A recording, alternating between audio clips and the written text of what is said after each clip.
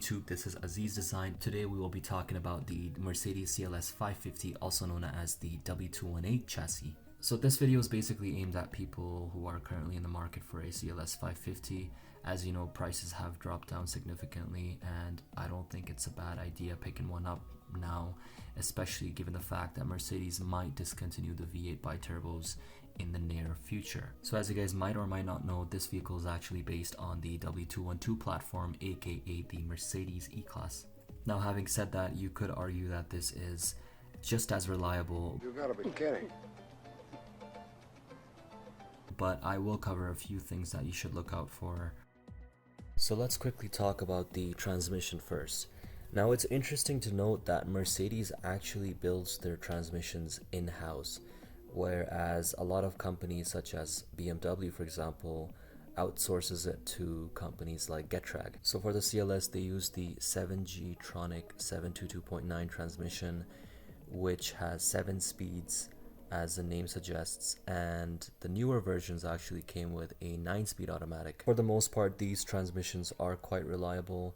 However, in some rare cases, the conductor plate can sometimes be defective, and replacement usually costs around $2,000 to $3,000. And also, the early generation 7G Tronic transmissions may also require the replacement of the valve body as well. So it's something to keep in mind. Next, let's take a look at the engine.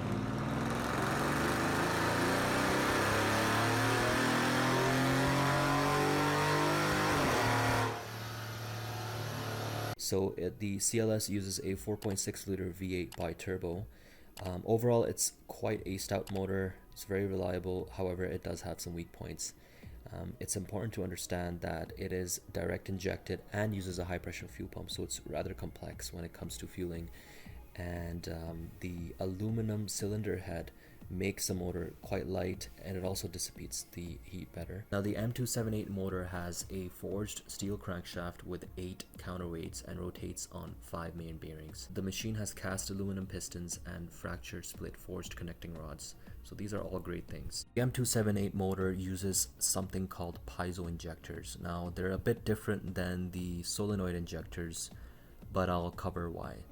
So essentially, there's a few key benefits that piezo injectors carry. One of them is that they're very quiet and they're well known as far as technology goes. They're reliable and it's very cost effective. Solenoid injectors, on the other hand, they tend to vibrate much more, and that's what gives it that really loud noise they produce. For example, if you've ever heard an N54 motor found in 335i,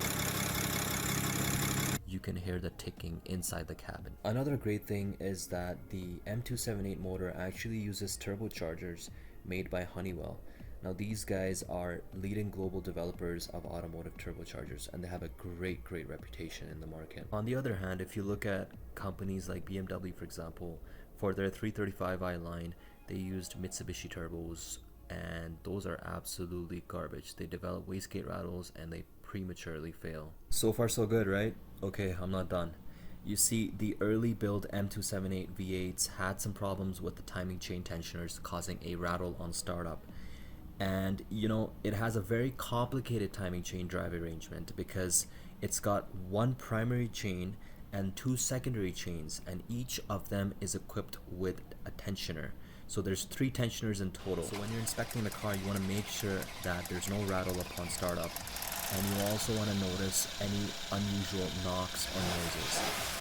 Because let me tell you, if your tensioners fail, then you might have to replace the entire chain drive system together with the cam adjusters. Another thing to note is the cam position sensors. They can usually leak, and when they do leak, it drips into the wiring and therefore destroys the ECU or your O2 sensors. So it's very important that you inspect that thoroughly and make sure there's no leakage when it comes to the cam position sensors. However, I will say it's relatively easy to replace, and any DIYer can do it in your garage.